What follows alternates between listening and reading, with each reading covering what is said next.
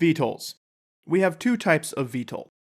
We have conventional wingcraft, which looks like this, and we have tilt rotor aircraft. Here's an example of that.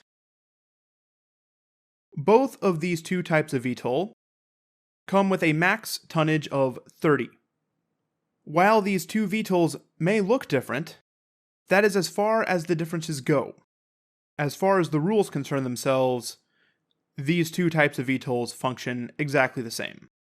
They even have the same armor diagrams. See, not only are the armor diagrams the same, but the record sheets also are the same, despite the art. The art is the only difference. As combat vehicles, their record sheet looks similar to the record sheet for tanks, because tanks are also combat vehicles.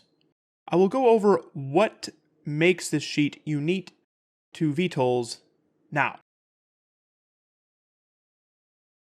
The first difference you will notice is that the VTOL record sheet lacks a motive system damage table. This is because VTOLs do not take motive system damage. VTOLs need to track their elevation, so they have a VTOL elevation track. Now, when we speak of the height of a mountain, or hill, I should say, we say that hill is so many levels tall.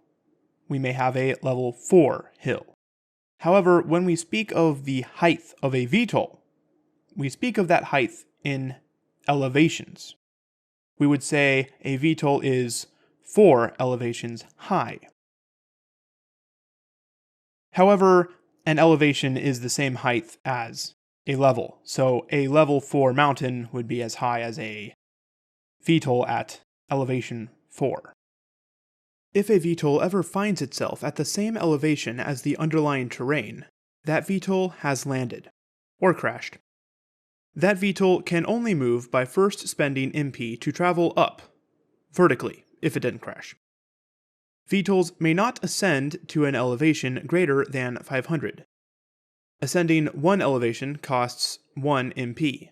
Descending one elevation costs 1 MP. VTOLs may only land on the following terrain: clear, paved, building, or a large support vehicle's helipad. Additionally, VTOLs with the amphibious chassis modification may land on a water hex. Many types of prohibited terrain exist for VTOLs. I suggest you find those prohibited terrain types on the movement costs table on page 52 of Total Warfare. However, VTOLs may fly above prohibited terrain. This means that, while light woods is prohibited terrain for VTOLs, VTOLs may fly over a light woods hex provided that their elevation is above the trees.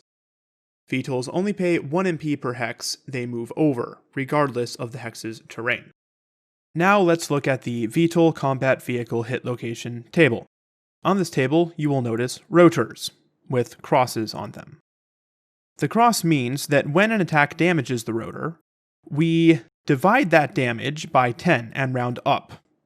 Additionally, damage to rotors slows down the VTOL. Each hit reduces the VTOL's cruising MP by 1, meaning that the controlling player must also recalculate flank MP. Multiply the new cruising MP by 1.5 and round up. As with all damage, such movement penalties do not apply until the end of the phase in which the damage occurred. Now we move on to the VTOL Combat Vehicle Critical Hits table. You will notice that many of these critical locations are the same as those for a ground combat vehicle. In this case, look up what a critical hit to that location does on page 192 of Total Warfare. In other cases, we have critical hit locations that are particular to VTOLs. Look up what those do starting on page 197 of Total Warfare.